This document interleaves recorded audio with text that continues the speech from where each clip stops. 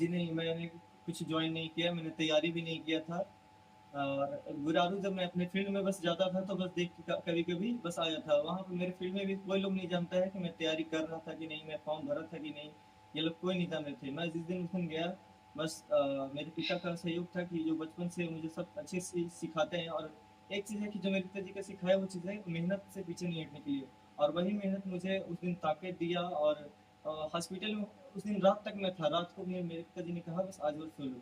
रात को भी हम लोग को 12-1 बज गए सोने में। और सुबह में 3 बजे ही उठ के हम लोग निकल दिए, मैं और मेरा भाई, फील्ड के लिए। जब वहाँ पे हम लोग नमस्कार साथियों, आप हैं गनीता यादव के साथ। आइए बातचीत करते हैं जो होम गार्ड में बाजी मारे हैं और ऐसे होनहार बच्चा जो मतलब वो उनके पिताजी का मतलब एक्सीडेंट था। मेरा नाम आकाश कुमार हुआ, मैं गया जिला का रहने वाला हूँ और गुरारू मेरा ब्लॉक हुआ।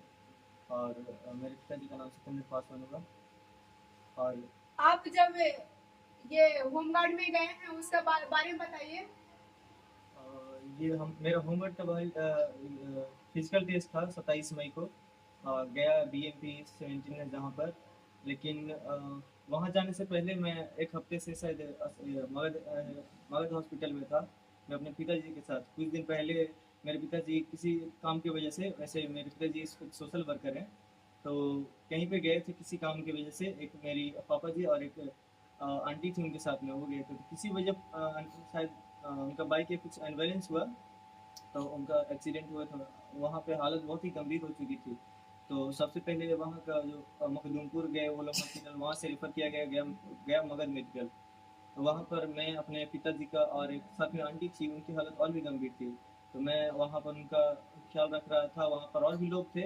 वहाँ पे बहुत सारी परिस्थितियाँ आई जिनको मैंने संभाला। और मेरे परिवार में बहुत सारे थे, लेकिन कोई मतलब आप फिजिकल एकेडमी ज्वाइन किए थे या फिर इनके साथ में रह के आप कैसे अब तैयारी की? जी नहीं, मैंने कुछ जॉइन नहीं किया, मैंने तैयारी भी नहीं किया था। और गुरारू जब मैं अपने फील्ड में बस जाता था तो बस देख के कभी-कभी बस आ जाता। वहाँ पे मेरे फील्ड में भी कोई लोग नहीं जानता है कि मैं तैयारी कर रहा था कि नहीं, मैं फॉर्म भरा था कि नहीं, ये लोग कोई नहीं जान रहे थे। मैं जिस दिन उस दिन गया, बस मेरे पिता का सहयोग था कि जो बचपन से मुझे सब अच्छे से सिखाते हैं। और एक चीज़ है कि जो मेरे पिताजी का सिखाया वो चीज़ है मेहनत से पीछे नहीं हटने के लिए। और वही मेहनत मुझे उस दिन ताकत दिया। और हॉस्पिटल में उस दिन रात तक मैं था। रात को भी मेरे पिताजी ने कहा बस आज और सो लो। रात को भी हम लोग को 12-1 बज गए सोने में। और सुबह में 3 बजे ही उठ के हम लोग निकल दिए, मैं और मेरा भाई, फील्ड के लिए। जब वहाँ पे हम लोग गए तो फिर वहाँ जाने के बाद हम मेरे बहुत सारी दुआओं का असर भी है। और एक मेरे पिता का भी जो सिखाया हुआ चीज़ है वो चीज़ का असर है। तो उस दिन मैंने सारा चीज़ क्लियर किया और हिम्मत के साथ किया वहाँ पर। और मेरे परिवार का दुआ का असर है कि मैंने हर एक चीज़ में एक अच्छा मार्क्स लेके आया हूँ।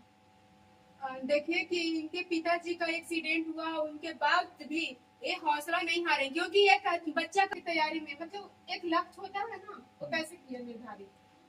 सबसे पहले मैं सभी को कहना चाहूँगा, जो मेरे उम्र के जितने भी मेरे भाई लोग हैं, उनको मैं कहना चाहूँगा कि सबसे पहले अपना हौसला मजबूत रखें। आप कोई भी परिस्थिति में, किसी भी चीज़ में है, पहले जो आपका जो वो फोकस है ना, जो आपका गोल है, उसी पे गोल को आप मजबूत बनाए रखें। उसके लिए हमेशा आपको तैयारी करते रहना चाहिए। ज़रूरी नहीं है आपकी हर टाइम फील्ड में आप जा रहे हो।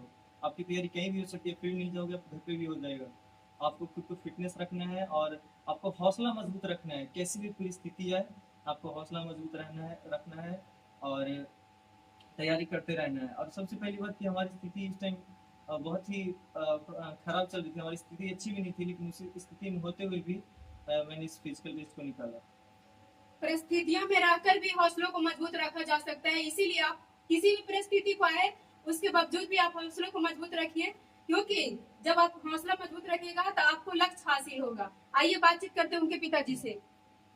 सर, आपका एक्सीडेंट के दौरान भी आपका बेटा ने वो बाजी मारा है, क्या कहिएगा? हम तो बोलना चाहेंगे कि जब हम 20 तारीख के एक्सीडेंट किए, और जब एक्सीडेंट किए तो उसके बाद मेरा बेटा जो है, छोटा वाला लड़का है, तो इसे मौका ही नहीं मिला कि कहीं जाए। रात दिन सेवा कर रहा था मेरा, और मेरे साथ एक महिला थी, उनको पूरा 2 दिन के बाद होश आया, बुरी तरह से गंभीर हालत में थी। तो हम संदेश देना चाहते हैं कि उस समय भी ये लड़का हौसला रख रहा था और रात रात भर जग के, दिन भर जग के, कई बार दिन से लेकर रात तक सेवा में ही रहा।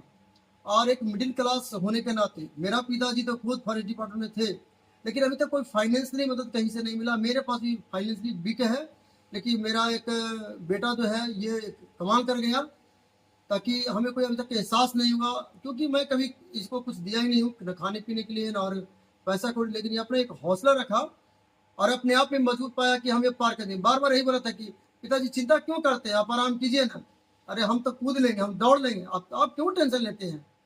तो मैं समझता हूँ कि ऐसे बेटा जो है ये नाम करने वाला, चाहे जो कुछ स्थिति परिस्थिति हो, बिना रुपया पैसा के हमारे साथ एक बहन थी जो एक्सीडेंट के थे, उसका चेहरा धोना और बहुत सारी सर सफाई, खाना खिलाना, अपने रात रात उधर जग रहा था।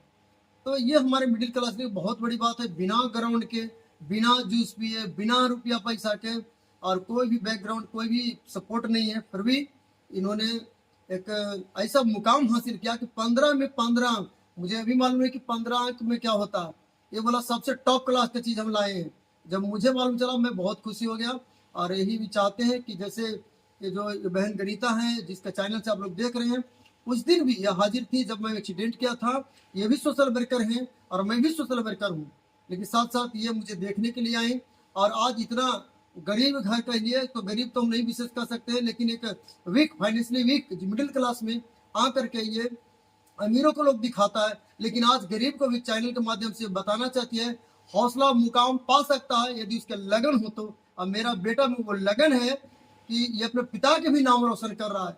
उगेगा जरूर, लेकिन टाइम लगेगा फलने में। लेकिन आप इस मतलब आकाश से सीखिए कि वो टाइम लगा अपने पिताजी।